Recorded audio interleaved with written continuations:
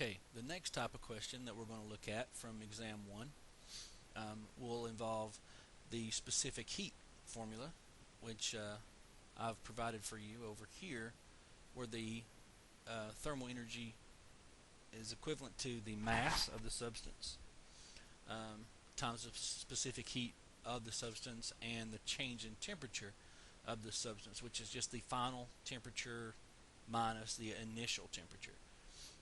So that's your delta T, your change in temperature. Now this question is easily missed just because of conversions. And the answer, it's asking for the answer in kilojoules. It's giving you a specific heat value there of 0.900 joules per gram degree Celsius, and the mass is given in kilograms. So, and your temperature right here, the temperatures are in Kelvin. But if you remember, a change of, even though the numbers are different from each other, a change in Kelvin temperature is equivalent to the change in Celsius temperature, even though the numbers are different. But the changes the quantity is the same, the amount of change, the magnitude of it. So this specific heat value is your value for C in the equation. This is your mass, and your change in temperature can be calculated by subtracting your final, which looks like it's the 333.15, and your initial is 293.15 Kelvin. So in order to make this work, I need to go ahead and convert this 18.0 kilograms to grams to make it work with this part right here, the grams, gram degree Celsius part. We need to look at that. So it's 18.0 kilograms. That would be, if you want to write it out, 18.0 kilograms converted. 1 kilogram is 1,000 grams, like that. So that would be 1.80 times 10 to the, see, this would be 3 places, but now you're going to put it in scientific notation here. 10 to the 4th grams. Or in other words, 18,000 grams of aluminum. Now you could write it out like this. I just did this way because it is 3 significant figures, and it's evident that way.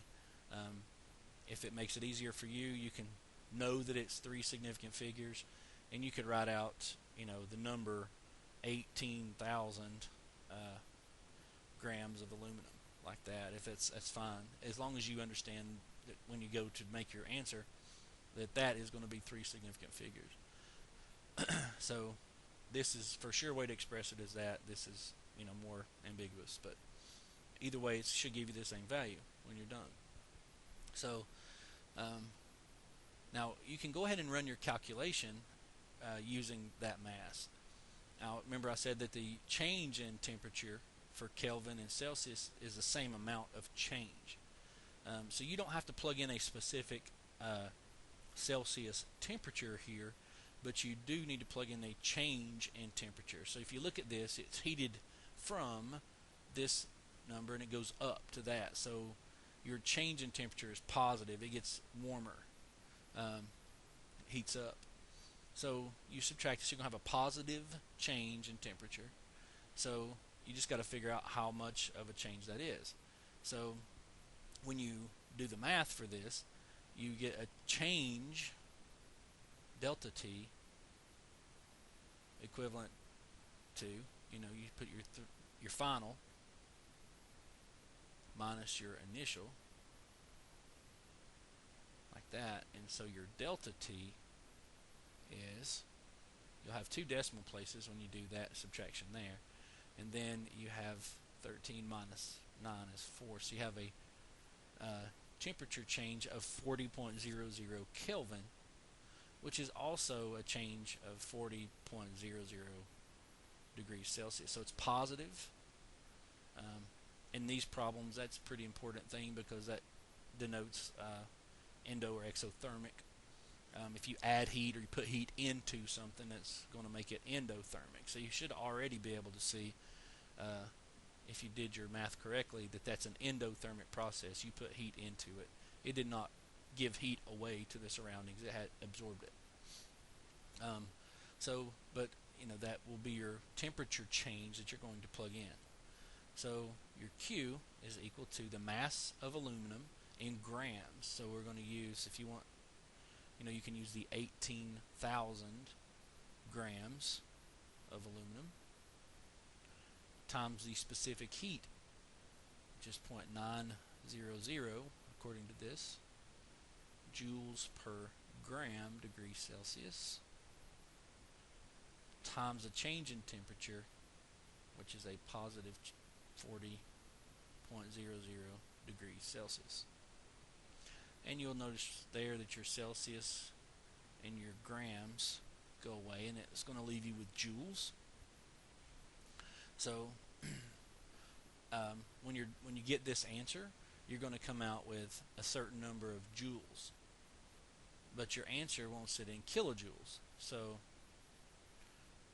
1 kilo anything, so a kilojoule is 1,000 joules.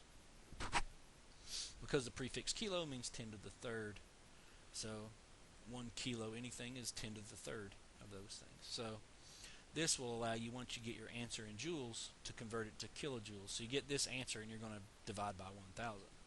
So we're going to calculate the value in joules and then divide it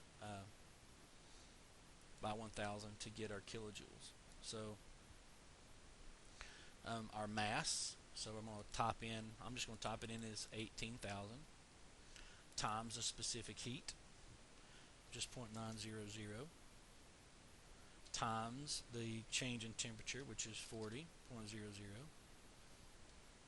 and that'll give you your number of joules.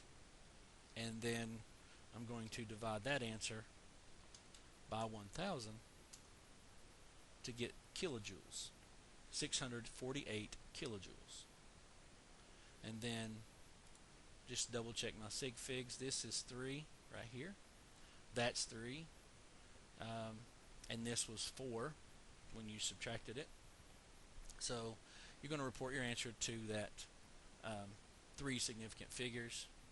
So your answer would be 648 kilojoules. And we just mentioned a minute ago, because you put heat into it to heat it up, that process is endothermic.